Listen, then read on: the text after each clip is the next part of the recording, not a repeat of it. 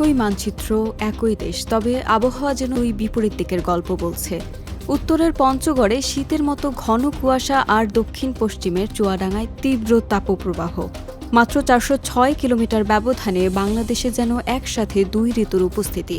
এটি কি শুধু ব্যতিক্রম নাকি বড় কোনো পরিবর্তনের ইঙ্গিত?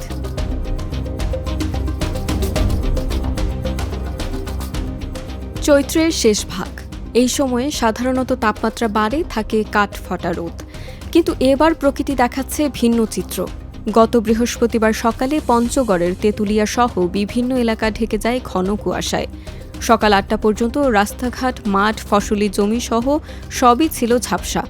কোথাও কোথাও ঝিরঝিরে জলকণায় ভিজে গেছে সড়ক। এমনকি হেডলাইট জ্বালিয়ে মহাসড়কে যানবাহন চলেছে। আবহাওয়া অফিসের তথ্য মতে সকালে তেঁতুলিয়ায় তাপমাত্রা ছিল 19.7 ডিগ্রি সেলসিয়াস, আর বাতাসের আর্দ্রতা প্রায় 99%।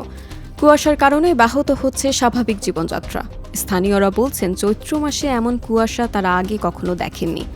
এই অস্বাভাবিক আবহাওয়ার সঙ্গে মানিয়ে নিতে বাধ্য হচ্ছেন কৃষকরাও। উত্তরাঞ্চলে অতিরিক্ত আর্দ্রতায় ফসলের উপর প্রভাব ফেলেছে। ফসল শুকাতে দেরি হচ্ছে, বাড়ছে রোগের ঝুঁকি। আবহাওয়াবিদরা বলছেন, এই বৈপরীত্যের পেছনে রয়েছে হিমালয় থেকে আসা ঠান্ডা বাতাস এবং পশ্চিমা লঘুচাপের প্রভাব। উত্তরাঞ্চলে আর্দ্রতা বেশি থাকায় তৈরি হচ্ছে স্টিম ফগ বা বাষ্পীয় কুয়াশা। একই সময় দেশের দক্ষিণ পশ্চিমাঞ্চলের চুয়াডাঙ্গায় চলছে উল্টো চিত্র।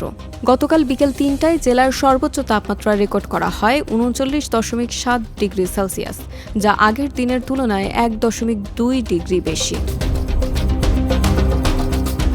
গত 4 দিন ধরেই তাপমাত্রা প্রায় 40 ডিগ্রির কাছাকাছি। এছাড়াও আর্দ্রতা নেমে এসেছে 31%। এদিকে আবহাওয়া অফিস জানিয়েছে, জেলায় মাঝারি তাপপ্রবাহ বয়ে যাচ্ছে, যা আগামী কয়েক দিনে আরও বাড়তে পারে। প্রয়োজন ছাড়া বাইরে না যাওয়ার পরামর্শ দেওয়া হচ্ছে। এই তীব্র গরমে সবচেয়ে বেশি কষ্টে পড়েছেন শ্রমজীবী মানুষ।